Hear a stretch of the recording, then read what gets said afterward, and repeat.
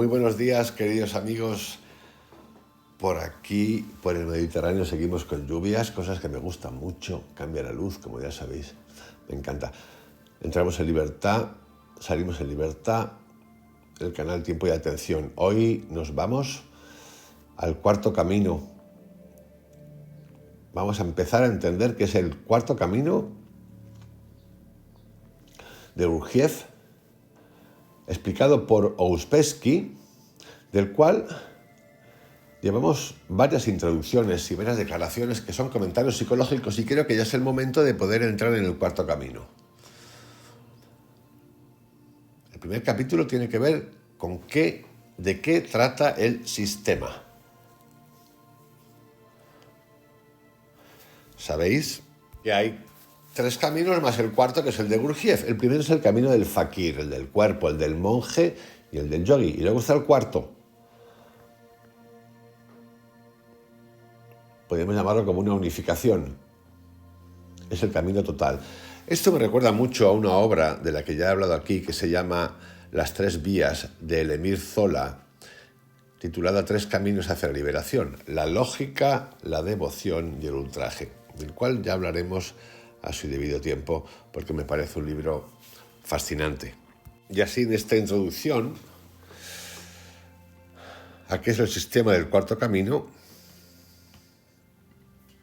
nos vamos a encontrar con cosas como un estudio de la psicología, la imperfección del hombre, el principio de la escala, la evolución posible, los muchos yoes, del cual fue el penúltimo que he hecho, la división de las funciones, los 4 estados de conciencia, la observación del sí, funciones superiores, la falta de control, emociones negativas, mecanicidad, en fin, vamos a viajar, a iniciarnos en este cuarto camino. Antes de explicar de modo general de qué trata este sistema y de charlar acerca de nuestros métodos, quiero grabar particularmente en sus mentes que las ideas y principios más importantes del sistema no pertenecen a Ouspensky. Esto es principalmente lo que los hacen valiosos, porque si me pertenecieran, serían como todas las cosas o como todas las otras teorías inventadas por las mentes corrientes. Solo darían una visión subjetiva de las cosas. Cuando comencé a escribir en 1907 un nuevo modelo del universo, nos cuenta Ouspensky, me formulé, como muchas otras personas antes y desde entonces, que detrás de la superficie de la vida que conocemos hay algo mucho mayor y más importante. Y entonces me dije que hasta que conozcamos más acerca de lo que hay detrás, todo nuestro conocimiento de la vida y de nosotros es realmente desdeñable. Recuerdo una conversación de esa época cuando dije, si fuera posible aceptar como probado que la consciencia, o como le llamaría ahora, la inteligencia, puede manifestarse aparte del cuerpo físico, podrían probarse muchas otras cosas. Solo eso no puede tomarse como probado. Comprendí que las manifestaciones de la psicología superpersonal, como la transferencia del pensamiento, la clarividencia, la posibilidad de conocer el futuro, la retrovisión del pasado, etc., no habían sido probadas. De modo que traté de hallar un método de estudio de estas cosas y trabajé en esa línea durante varios años. En ese sentido encontré algunas cosas interesantes, pero los resultados fueron muy fugaces, y aunque varios experimentos tuvieron buen éxito, fue casi siempre imposible repetirlos. En el curso de estos experimentos llegué a 2 conclusiones. Primera, que no conocemos bastante acerca de la psicología ordinaria. No podemos estudiar psicología supernormal porque no conocemos la psicología normal. El segundo término, arribé a la conclusión de que existe cierto conocimiento real que puede existir y que pueden existir escuelas que conocen exactamente lo que queremos conocer, pero que por alguna razón están ocultas, y este conocimiento está oculto. De modo que empecé a buscar estas escuelas por Europa, por Egipto, por la India, por Ceilán, por Turquía, por el cercano Oriente. Pero realmente fue más tarde, cuando ya había concluido estos viajes, que encontré en Rusia, durante la guerra, a un grupo de personas que estudiaban cierto sistema originalmente proveniente de las escuelas orientales. Este sistema comenzaba con el estudio de la psicología, exactamente como yo había comprendido que debía empezar. La idea principal de este sistema era que no usamos siquiera una pequeña parte de nuestros poderes y fuerzas. Por así decirlo, tenemos en nosotros una organización grandísima y finísima, solo que no sabemos cómo usarla. En este grupo empleaban ciertas metáforas orientales y me dijeron que tenemos en nosotros en casa una casa grande, llena de bellos muebles, con una biblioteca y muchas otras habitaciones, pero vivimos en el sótano y la cocina y no podemos salir de ella. Si la gente nos habla sobre lo que esta casa tiene, escaleras arriba, no lo creemos o nos burlamos de ella. O a eso lo llamamos superstición, o cuentos de hadas, o fábulas. Este sistema puede dividirse en estudio del mundo, sobre ciertos principios nuevos, y estudio del hombre. El estudio del mundo y el estudio del hombre incluyen en sí una suerte de lenguaje especial. Tratamos de usar palabras corrientes, las mismas palabras que empleamos en la conversación ordinaria, pero les asignamos un significado levemente diferente y más preciso. El estudio del hombre, del mundo, el estudio del universo, se basa en el estudio de algunas leyes fundamentales que en la ciencia no son generalmente conocidas o reconocidas. Las dos leyes principales son la ley de los 3 y la ley de los 7, que se explicarán después. Incluido en esto, y necesario desde este punto de vista, es el principio de la escala, principio que no entra en el estudio científico corriente, o entra muy poco. El estudio del hombre está estrechamente conectado con la idea de la evolución del hombre. Pero esta deberá entenderse de un modo levemente distinto del corriente. Por lo común, la palabra evolución aplícase al hombre o a algo más que presuponga una especie de evolución mecánica. Quiero decir que ciertas cosas, por ciertas leyes conocidas o desconocidas, se transforman en otras cosas y estas otras cosas se transforman aún en otras cosas y así sucesivamente. Pero desde el punto de vista de este sistema, tal evolución no existe. No hablo en general, sino específicamente del hombre.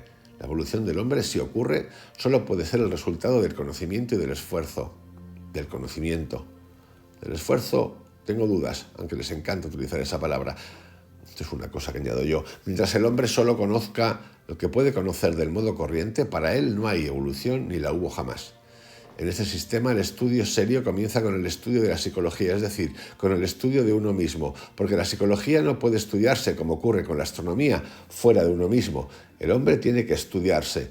Cuando me dijeron eso, de inmediato advertí que no tenemos método alguno de estudio de nosotros mismos y ya poseemos muchas ideas equivocadas acerca de nosotros, de modo que comprendí que debemos librarnos de las ideas equivocadas acerca de nosotros y al mismo tiempo encontrar los métodos para estudiarnos.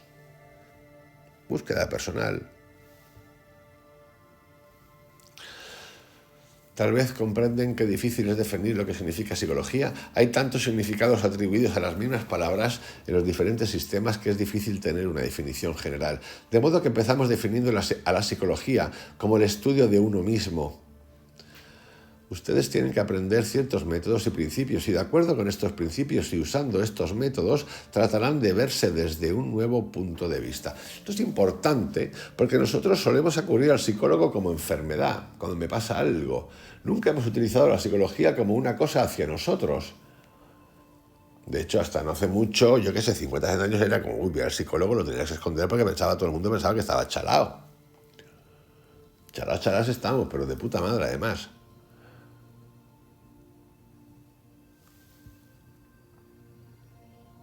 Imbuirnos de la psicología, pero hacia una dirección, hacia adentro, hacia nosotros.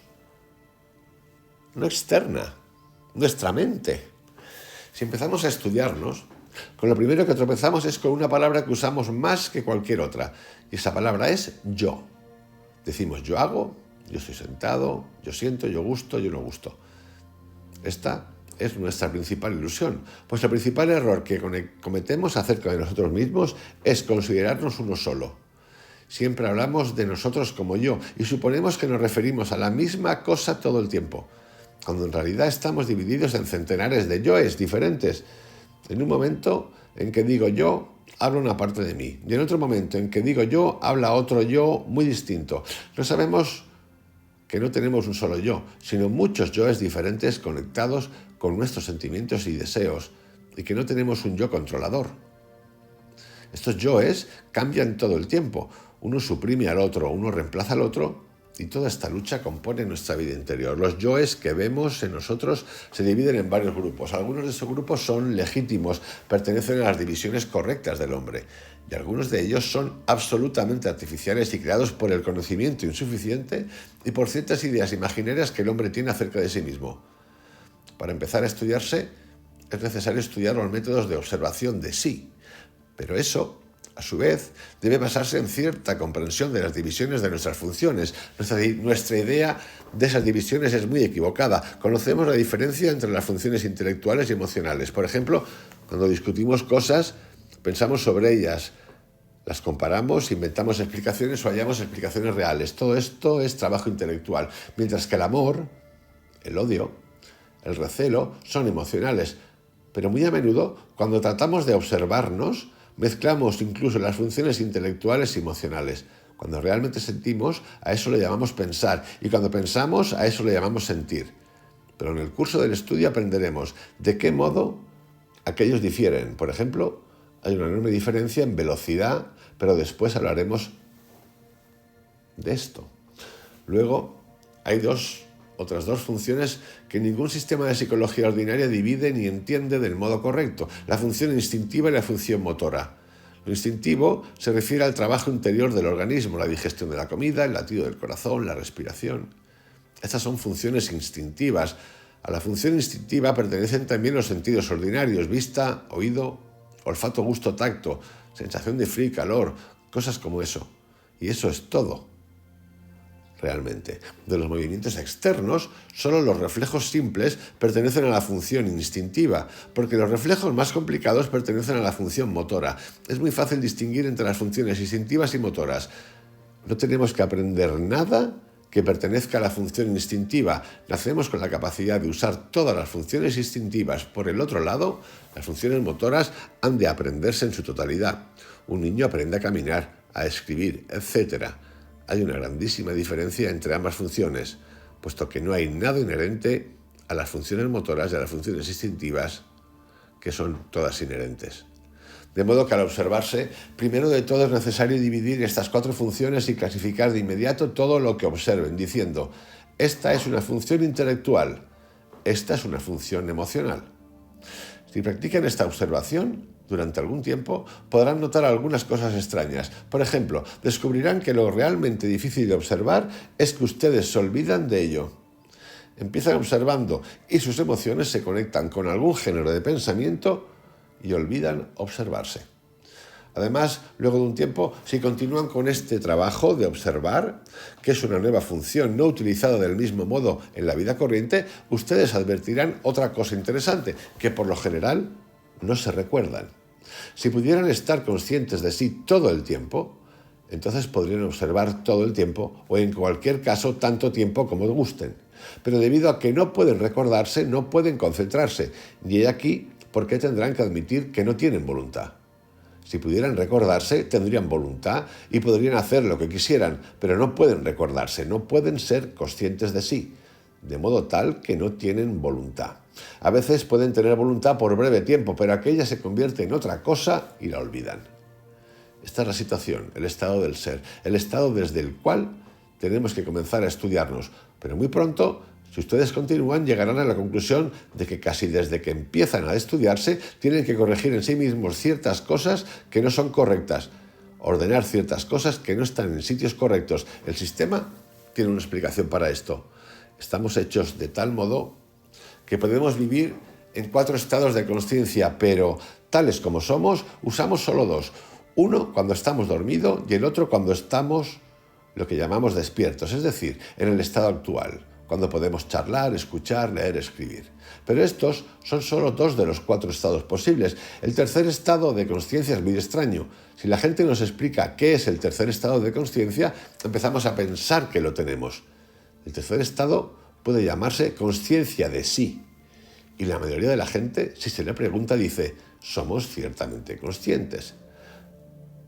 Requiérese tiempo suficiente o esfuerzos de observación de sí repetidos y frecuentes antes de que realmente reconozcamos el hecho de que no somos conscientes, que somos conscientes solo potencialmente. Si nos preguntas decimos sí, lo soy, y por este momento lo somos, pero en el momento siguiente cesamos de recordar y ya no somos conscientes.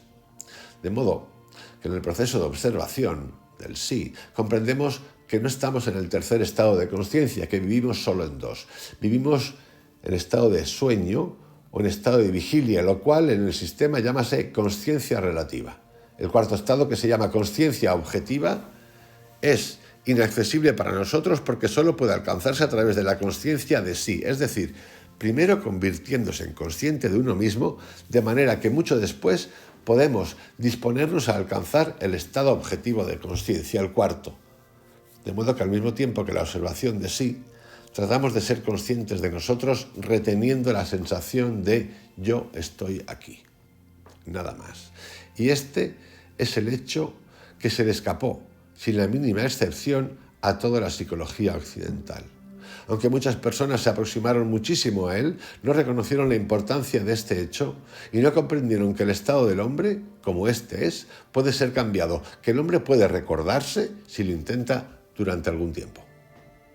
Esto no es una cuestión de un día o de un mes, es un estudio muy prolongado y un estudio de cómo suprimir obstáculos, en realidad trascender obstáculos, pero no nos recordamos, no somos conscientes de nosotros, debido a muchas funciones equivocadas de nuestra máquina, y todas estas funciones han de corregirse y ajustarse.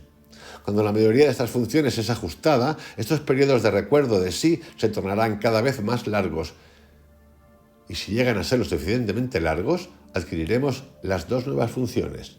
Con la consciencia de sí, que es el tercer estado de consciencia, adquirimos una función que se llama emocional superior, aunque igualmente es intelectual, pero en este nivel no hay diferencia entre intelectual y emocional tal como existe en el nivel corriente. Y cuando llegamos al estado de consciencia objetiva, adquirimos otra función que se llama mental superior. Los fenómenos de lo que llamo psicología supernormal pertenecen a estas dos funciones. Y he aquí porque cuando realicé aquellos experimentos hace 25 años, llegué a la conclusión de que el trabajo experimental es imposible, porque no es una cuestión de experimentación, sino de cambio del propio estado de conciencia. Acabo de darles algunas ideas generales.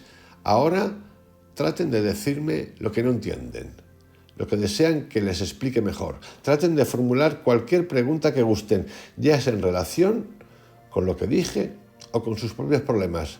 De ese modo será más fácil empezar. Y aquí, este primer capítulo entra en una tanda donde participantes, personas como vosotros o como yo, hacen preguntas y se ofrecen las respuestas.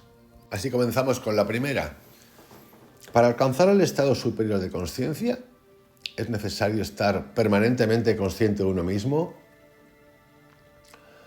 No podemos hacer eso, de modo que no es cuestión de estar permanentemente consciente. Solo podemos charlar ahora sobre el comienzo. Debemos estudiarnos en conexión con esta división de las diferentes funciones cuando podemos, cuando nos acordamos de hacerlo, porque en esto dependemos de la oportunidad. Cuando recordamos, debemos tratar de ser conscientes de nosotros mismos. Esto es todo lo que podemos hacer. En esta respuesta que da Ouspensky al cuarto camino, lo que ocurre es algo que aquí hemos hablado mucho. Conocer y trascender no es un ejercicio. Lo cuenta como ejercicio, como pasos, identifica 4 apartados. Es igual los apartados, da igual. Esto es como lo del fakir, el monje, el yogi, da igual. Son ejemplos, nada más, y los ejemplos hay que entenderlos, nada más. No es un manual, no existen manuales, no existen manuales. Otra pregunta, ¿hay que ser consciente de las propias funciones instintivas? Solo de los sentidos. El trabajo instintivo interior no necesita volverse consciente. Es consciente por sí, independiente de la función intelectual, y no hay necesidad de acrecentar eso. Debemos tratar de volvernos conscientes de nosotros mismos, como nos vemos, no de nuestras funciones interiores. Después de algún tiempo podemos volvernos conscientes de ciertas funciones interiores de las que es útil ser consciente, pero no todavía. Advierta que no adquirimos sentimientos nuevos, solo clasificamos mejor nuestras impresiones conscientes, las cosas corrientes que obtenemos de la vida, de la gente, de todo. Aquí es importante porque hace un ejercicio, por lo menos yo lo interpreto así, de lo interior. Vamos a hablar de los órganos, por ejemplo. Y a mí esto me recuerda al trabajo de los chakras. El trabajo con los chakras que estamos haciendo aquí, con el audio de los chakras, con el podcast, es un trabajo interior poco a poco y van a pasarnos muchas cosas. Llegaremos a ver, no tener dudas, llegaremos a ver hasta conseguir ese fluir, ese desatasco. Por eso la meditación, que la siguiente que haga del segundo chakra, daré una explicación que aquí la anuncio ya, que es la siguiente. En ese trabajo de meditación está hecho, o el fin, no es el de recrearnos con algo fantástico, eso está bien. Es el de irnos a algo. Por eso cuando dije la primera meditación guiada del chakra, estar atentos. Nos vamos a meter en lo profundo, cosas que pueden doler. Atención, atento. Si veis que se va de las manos, saliros. Esa es la misión, irnos a ese lugar, a ese espacio, a ese momento donde podemos trabajar sobre algo que nos dolió, nos molesta, incluso a lo mejor lo tenemos olvidado, pero está todavía dentro, que queremos desatascar. Sí, disolverlo, trascenderlo. Esa es la idea. Eso es lo mismo que yo interpreto aquí. Paso a paso, porque hay pasos, hay repetición, hasta antes de trascender hay repetición. Que sí, que hay gente que llega rapidísimo, pero no nos importa, eso no importa. Y voy a hacer una pregunta más, con una respuesta, y aquí vamos a parar el primer capítulo de qué va este sistema. ¿Sería correcto decir que cuando aprendemos algo, como conducir un vehículo, la función intelectual le dice a la función motora qué hacer y que cuando es suficiente, la función motora trabaja por sí misma? Absolutamente exacto. Usted puede observar muchas cosas como esa. Primero, aprende a través de la función intelectual. Y una última pregunta. ¿Cuán importante es el conocimiento ganado mediante la observación de nuestras acciones físicas? ¿Este es meramente un ejercicio de observar nuestras mentes? No. Es importantísimo porque mezclamos muchas cosas y no sabemos las causas de muchas cosas. Podemos entender las causas solo mediante constante observación durante largo tiempo. Y aquí, queridos amigos, cierro el primer capítulo acerca del cuarto camino, de qué va, para seguir, obviamente, con el segundo capítulo, que va a ir combinado junto con los comentarios psicológicos para ir jugando, entrando y saliendo, que es una manera que a mí me gusta mucho y que yo utilizo, por ejemplo, cuando leo libros. Hay gente que dice que no, cada uno es libre de hacer lo que quiera. Este es mi sistema, no tengo ni sistema, porque ni siquiera hay un número determinado de libros ni cosas de ese tipo. Pero sí que es una manera que he usado siempre y que a mí me vale. El próximo capítulo tiene que ver con el hombre como ser incompleto, vivir debajo de su nivel legítimo, reevaluación de los viejos valores, útil y dañino, las ilusiones, el hombre dormido, la práctica del estudio, el recuerdo del sí, el ser libre, el concepto de pecado, tropiezo, el arrepentimiento, la humanidad. Que tengáis un excelente día. Nos vemos mañana. Chao.